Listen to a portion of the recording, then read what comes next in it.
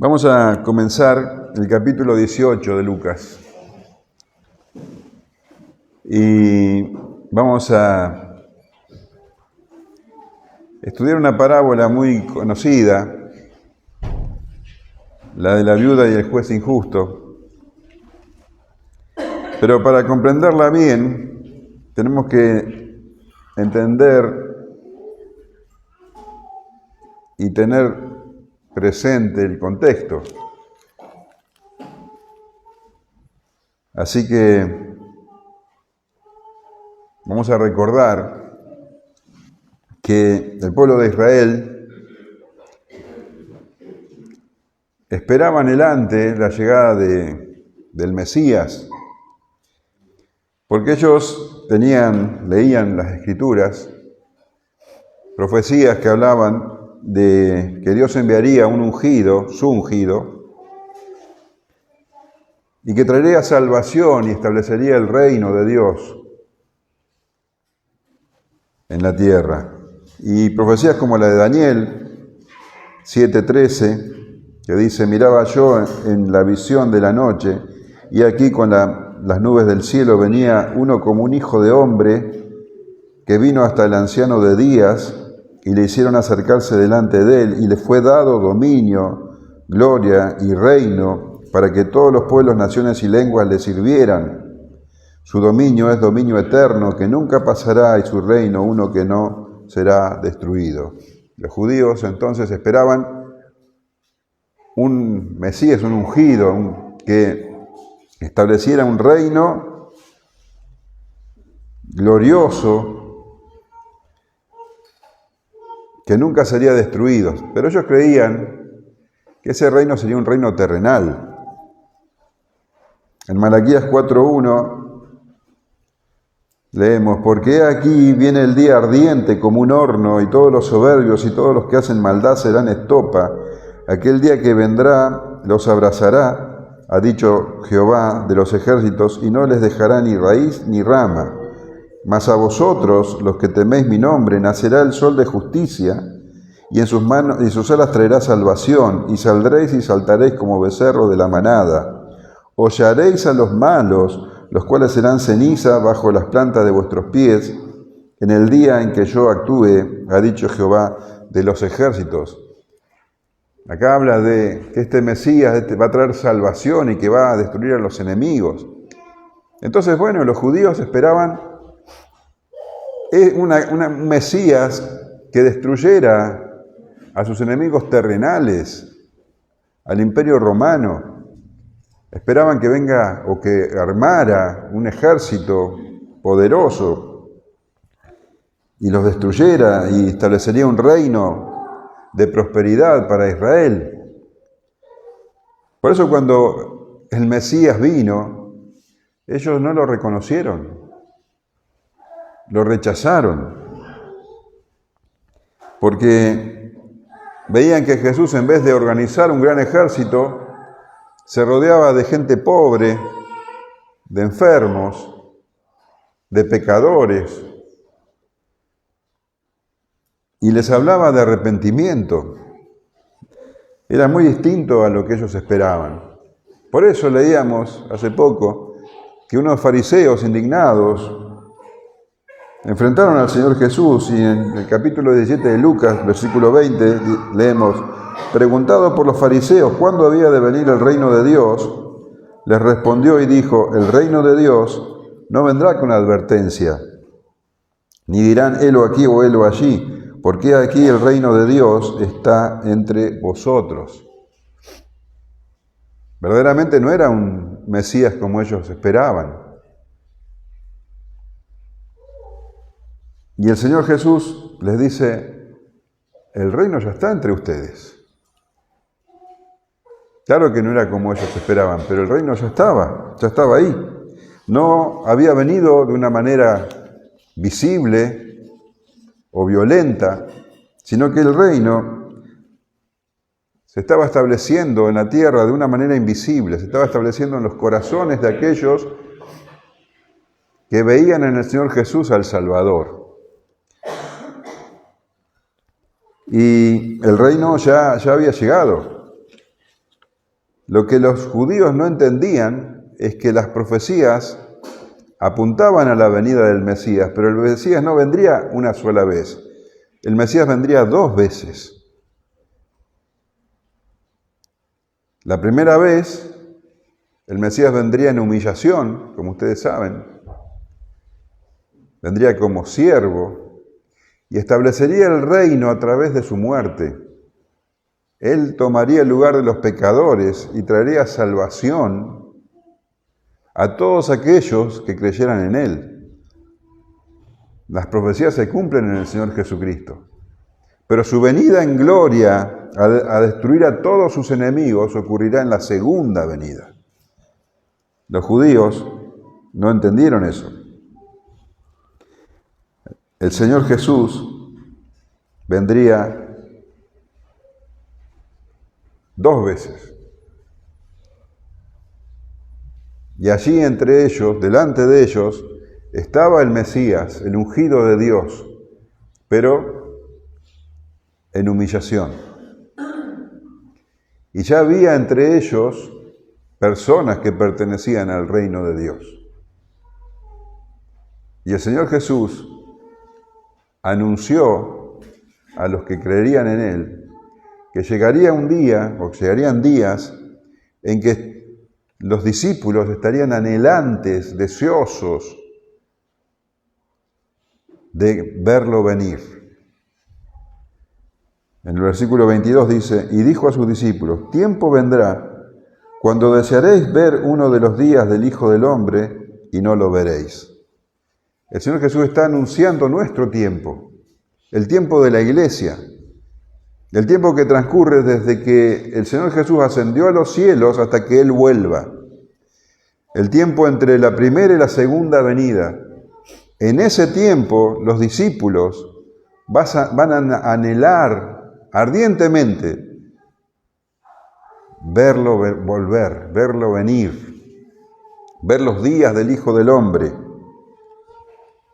Pero ese tiempo se tardará, dice, y no lo veréis. Ese tiempo es el tiempo de la iglesia. Durante ese tiempo, la iglesia será el instrumento de Dios para llevar el Evangelio hasta lo último de la tierra. Cristo obrará en la tierra por medio de la iglesia. Y Pablo dice que describe la relación de Cristo con la iglesia como la de la cabeza con el cuerpo. La cabeza es Cristo, el cuerpo es la iglesia. Durante ese periodo, el periodo donde nosotros nos toca vivir, la iglesia recibirá dura oposición. Y el Señor Jesús también lo anunció. Y en Juan 15:18 dice, si el mundo os aborrece, sabed que a mí me ha aborrecido antes que a vosotros. Si fueras del mundo, el mundo amaría lo suyo, pero porque no sois del mundo, antes yo os elegí del mundo, por eso el mundo os aborrece.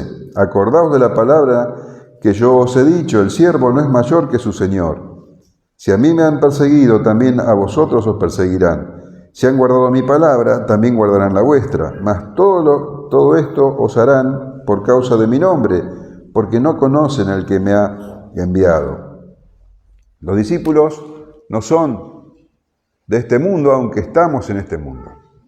Y el mundo ofrece oposición, ataca con violencia y también ataca sin violencia, porque el mundo también es una fuente de seducción y de tentación.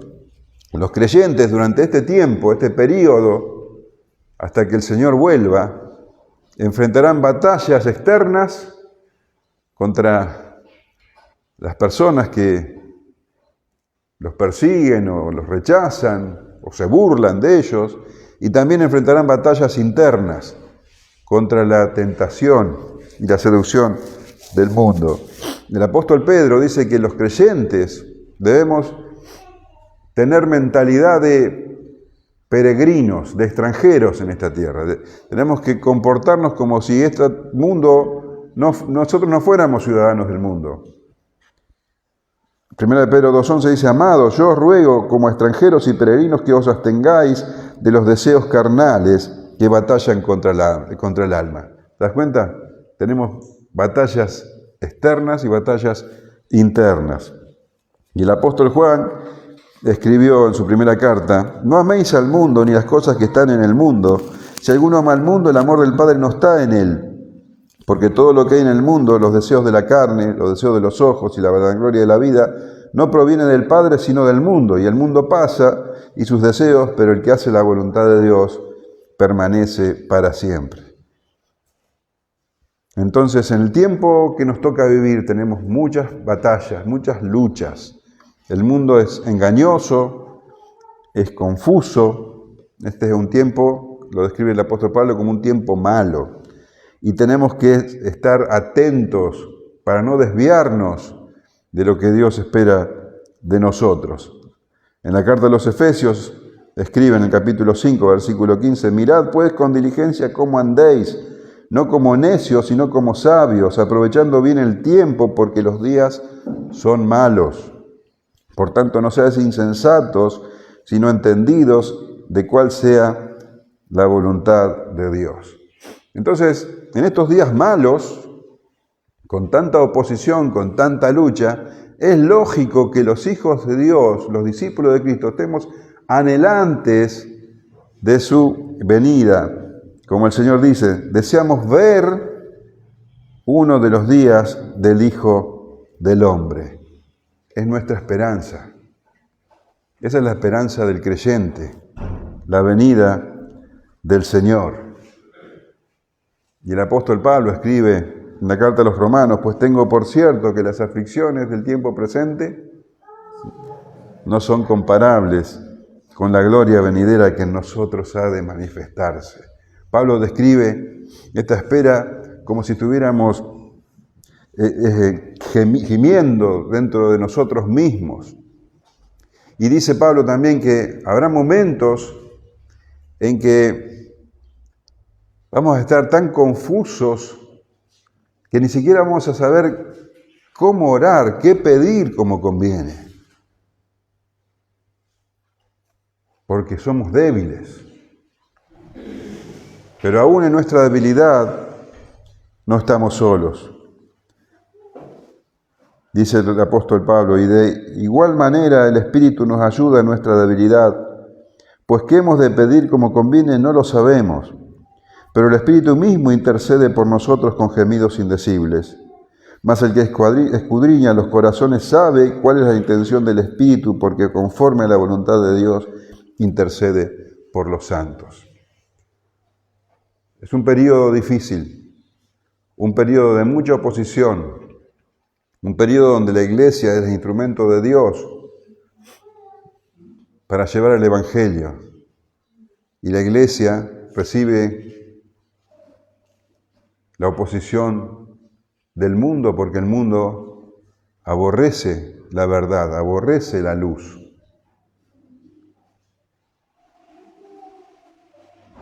Y nosotros, en medio de tanta lucha, y viendo cómo el mundo pisotea el nombre de Jesús, anhelamos su venida. Y vemos que a veces estamos confundidos y ni siquiera sabemos cómo pedir. Pero la oración es un arma poderosa para el creyente. Y la Escritura nos anima a que oremos, porque somos débiles y necesitamos este instrumento que Dios nos proporciona para comunicarnos con Él. Anhelamos su venida y la oración, justamente, nos ayuda en este tiempo. Por eso Jesús narra esta parábola donde habla de la necesidad de orar. La Escritura siempre enfatiza que los creyentes debemos orar. por todas nuestras necesidades. Pero en este caso particular se refiere a orar por la venida del Señor. Lucas capítulo 18, versículos 1 al 8. También les refirió Jesús una parábola sobre la necesidad de orar siempre y no desmayar, diciendo: había en una ciudad un juez que ni temía a Dios ni respetaba a hombre. Había también en aquella ciudad una viuda, la cual venía a él diciendo: hazme justicia de mi adversario. Y él no quiso por algún tiempo, pero después de esto dijo dentro de sí: aunque ni temo a Dios ni tengo respeto a hombre, sin embargo, porque esta viuda me es molesta, le haré justicia, no sea que viniendo de continuo me agote la paciencia. Y dijo el Señor: oíd lo que dijo el juez injusto. ¿Y acaso Dios no hará justicia a sus escogidos que claman a Él día y noche?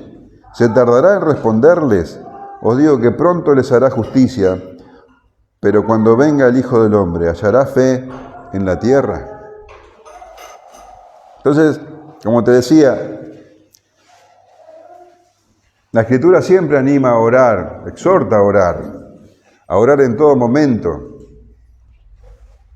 Pero específicamente acá, el Señor nos habla de que debemos orar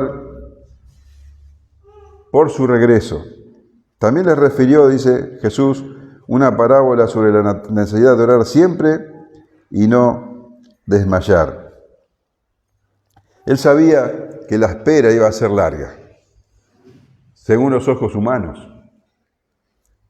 Leemos en 2 de Pedro 3:8: mas, oh amado, no ignoréis esto, que para con el Señor un día es como 1000 años, y 1000 años como un día.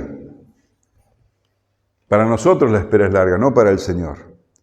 Ya han pasado 2 milenios y el Señor no vuelve. Y durante este tiempo, el nombre de Cristo es deshonrado continuamente. Su palabra es despreciada, atacada, rechazada. Se levantan falsos maestros. Los cristianos se enfrentan a oposición, burla, hostilidad, persecución y en algunos casos martirio. Parece como que Satanás y este sistema mundial diabólico están triunfando. Y como te decía también, los creyentes enfrentan luchas internas, tentaciones. Es natural que clamemos que todo esto se termine, que los enemigos finalmente paguen por sus injusticias y que el Señor destruya el pecado y el reinado de Satanás, y que de una vez por todas vuelva para establecer el reino definitivamente. Por eso el Señor dice que para no desmayar, para no decaer, para no darnos por vencido, debemos orar siempre. Y por eso les narra esta parábola, diciendo: había en una ciudad un juez que ni temía a Dios ni respetaba a hombre. El Señor habla de una ciudad sin nombre, una ciudad ficticia. Había un juez que seguramente no era judío, porque los tribunales judíos constaban de 3 jueces. Cuando había un litigio, había un juez de cada una de las partes y uno que era independiente. Pero acá tenemos a un juez solamente. Un juez tenía los tribunales romanos, los tribunales que eran pagados por Roma. Y estos magistrados generalmente hacían justicia a aquellos que les podían dar beneficios. Estos jueces eran famosos por su corrupción. Y este en particular era completamente inmoral, porque dice, ni temía a Dios, ni respetaba a hombre. Vos fíjate, no tenía ningún respeto, no tenía temor de Dios, dice, no tenía ningún interés ni en el primer gran mandamiento ni en el segundo.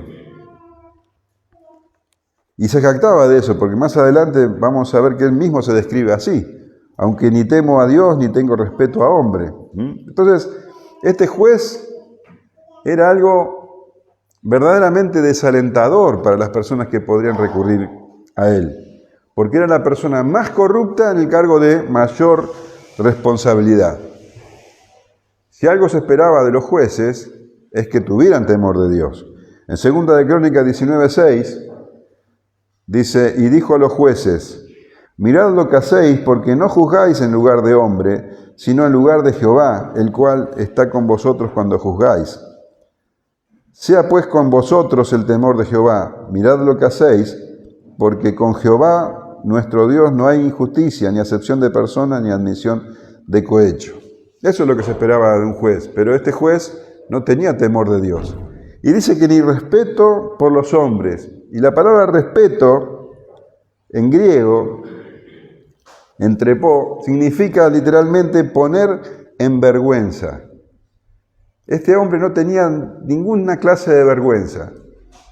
Los judíos eran muy cuidadosos con este tema de la vergüenza. Ellos no hacían nada que pudiera provocar una situación vergonzosa, porque para ellos era un deshonor la vergüenza. Pero este juez no tenía ningún problema con eso, porque no tenía vergüenza de nada. Él podía hacer cualquier cosa sin tener vergüenza. Era totalmente desvergonzado. Entonces, alguien así, que no tenía temor de Dios y ninguna clase de vergüenza delante de los hombres, no tenía nada que lo contuviera para hacer lo correcto. Y dice que estaba este juez, y en esa misma ciudad había también en aquella ciudad una viuda, la cual venía a él diciendo, hazme justicia de mi adversario. Esta viuda había sufrido, evidentemente, una injusticia. Seguramente, la idea es que había sido engañada, estafada, y le habían quitado lo poco que tenía. Y como viuda, estaba en una situación desesperada. Las mujeres no se presentaban delante de los magistrados. Eso era una cuestión de hombres. Pero claramente esta mujer su marido había muerto y no tenía ningún hombre, ningún familiar que se hiciera cargo de ella. Entonces ella tenía que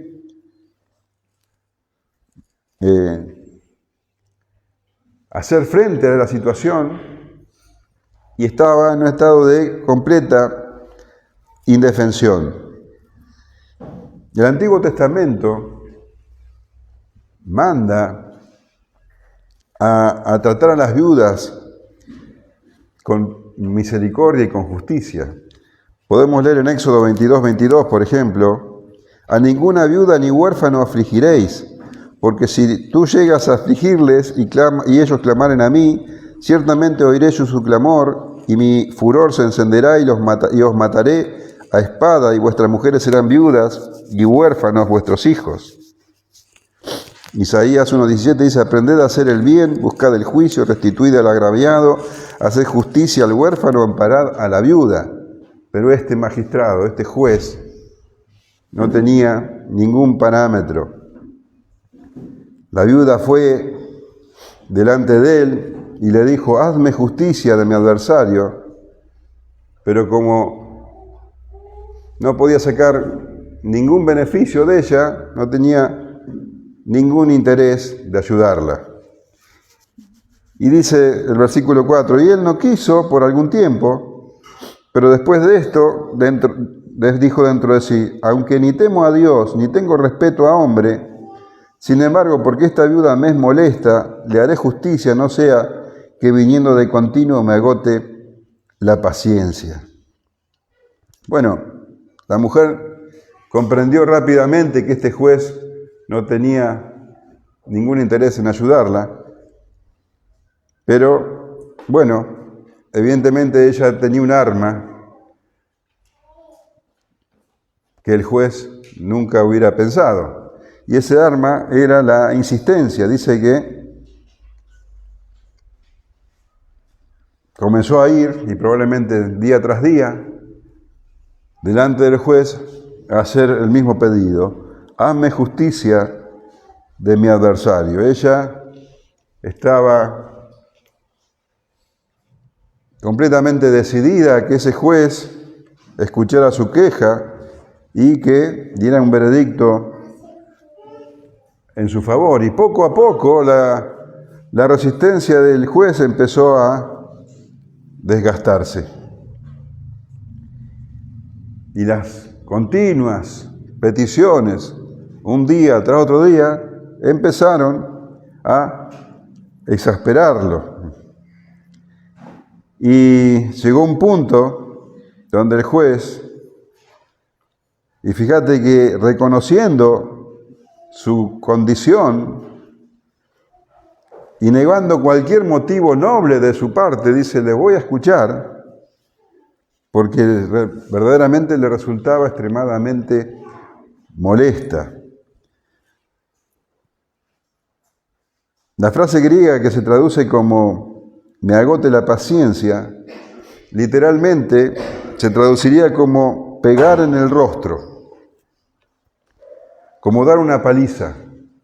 Este hombre sentía que esta mujer le estaba dando una paliza con tanta insistencia, lo estaba agobiando de tal manera que lo tenía harto, lo estaba demoliendo.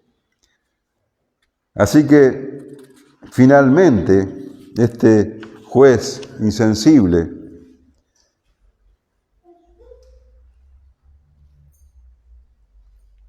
hizo caso de esta débil viuda y le concedió justicia. Y dijo el Señor, oíd lo que dijo el juez injusto. ¿Y acaso no hará justicia, y Dios no hará justicia a sus escogidos que claman a Él día y noche? ¿Se tardará en responderles?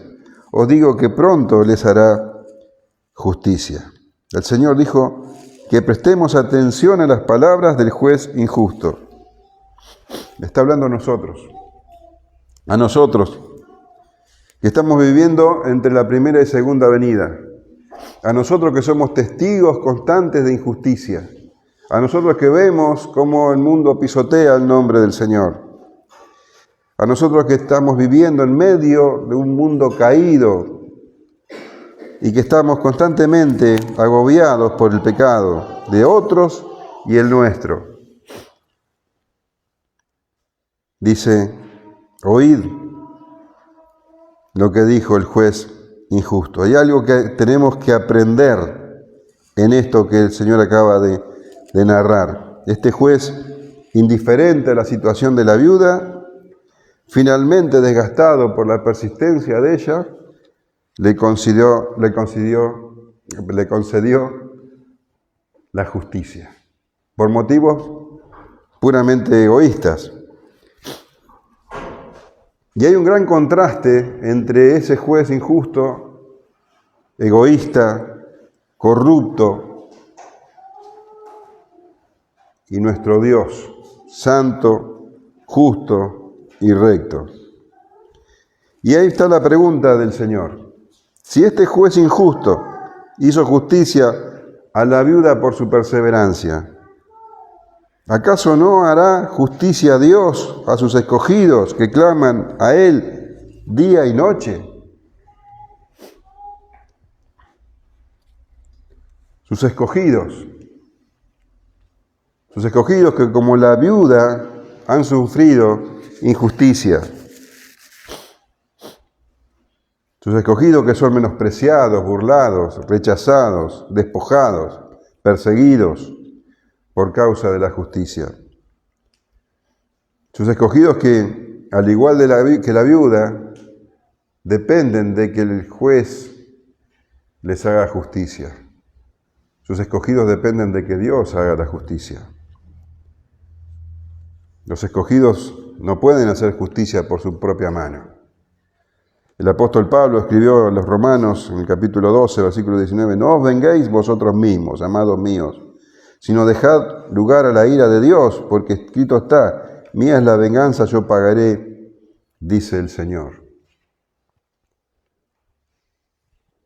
Y asimismo también hay grandes diferencias entre los escogidos y la viuda, porque la viuda no tenía ningún vínculo con el juez, mientras que los escogidos justamente han sido escogidos en amor por el Señor antes de la fundación del mundo. En Efesios 1:4 leemos, según nos escogió en Él antes de la fundación del mundo para que fuésemos santos y sin mancha delante de Él, en amor, habiéndonos predestinado para ser adoptados hijos suyos por medio de Jesucristo, según el puro afecto de su voluntad. El juez era totalmente indiferente a la situación de la viuda, pero el Señor conoce la situación de sus escogidos y los anima, los fortalece y los declara bienaventurados.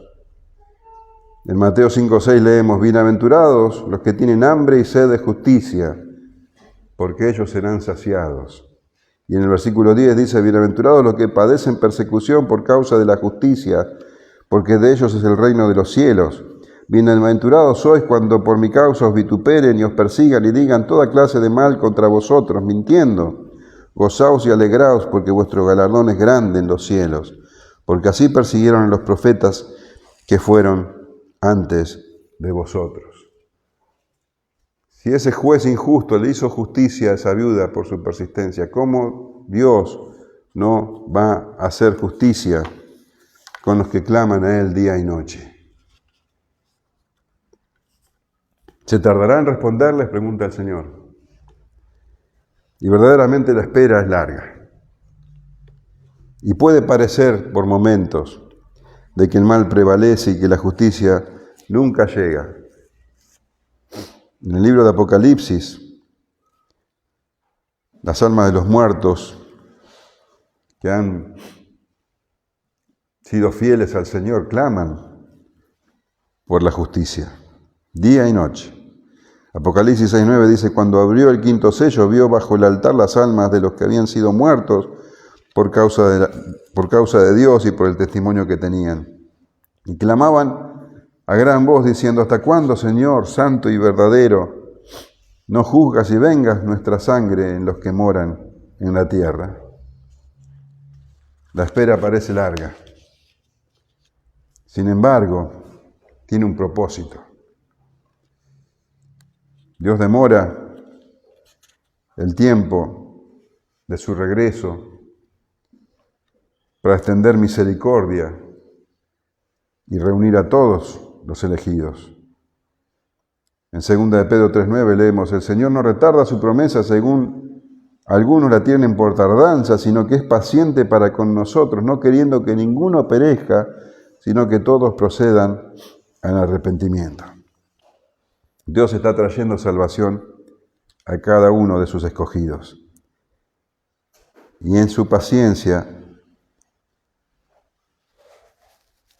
esa paciencia trae salvación.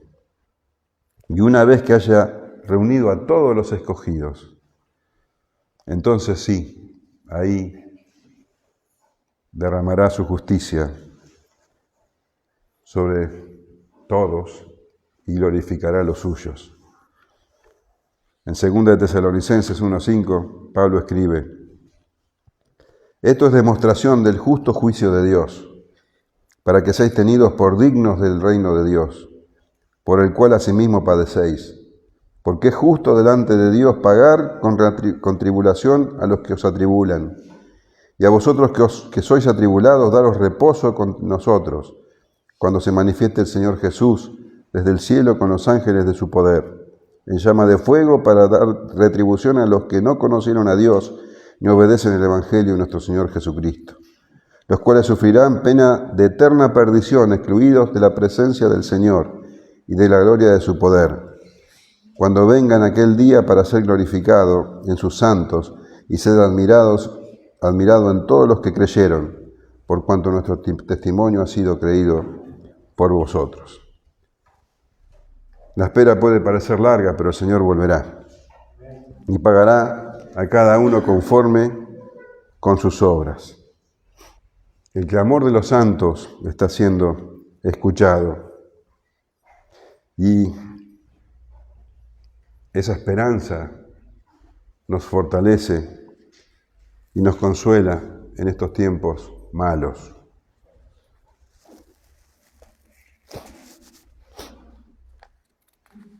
Pero cuando el Señor venga, dicen, pero cuando venga el Hijo del Hombre, ¿hallará fe en la tierra?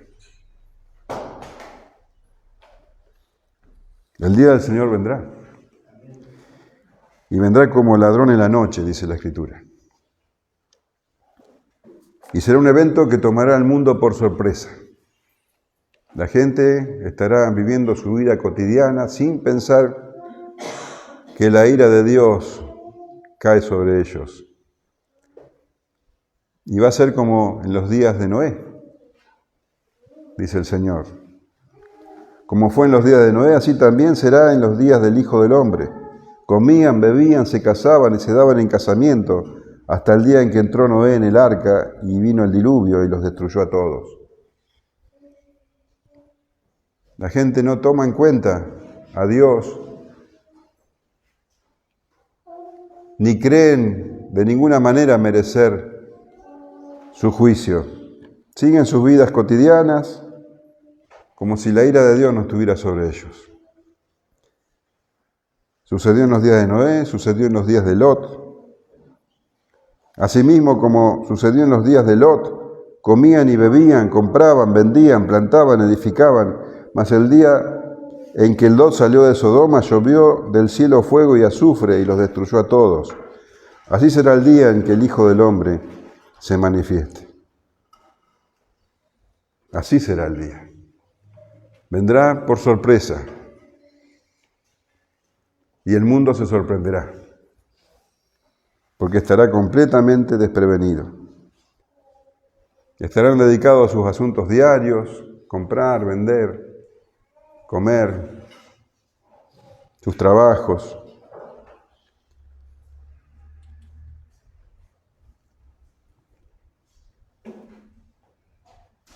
Y el Señor pregunta,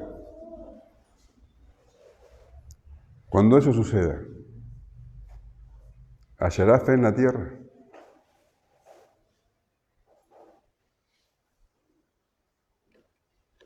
¿Estarán los creyentes preparados o tendrán la misma actitud que la gente del mundo? ¿Encontrará el Señor a personas que amen su venida y que estén clamando y deseando, anhelando su regreso, preparados?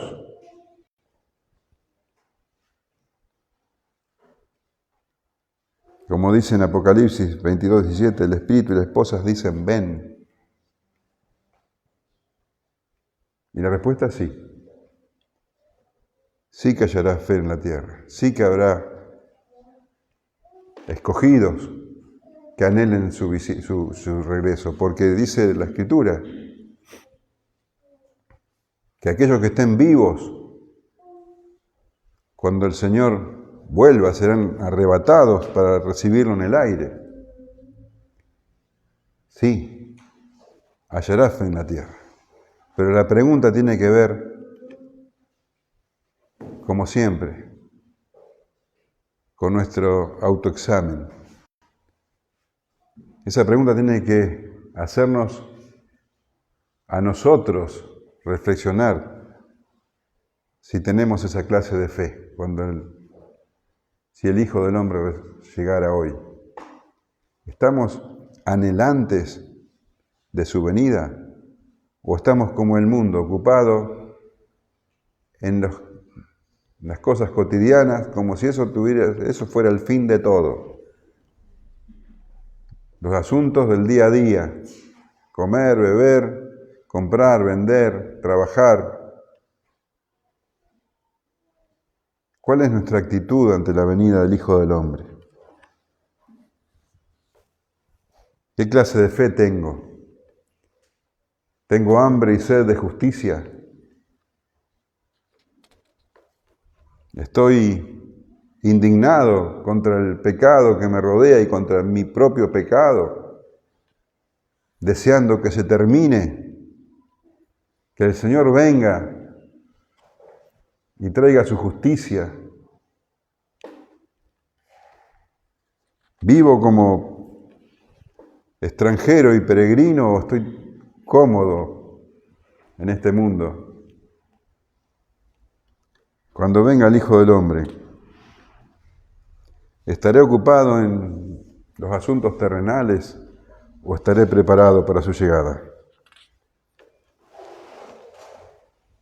El Señor dice que durante este tiempo los hijos de Dios, los verdaderos creyentes, estaremos anhelantes por su venida. Amén.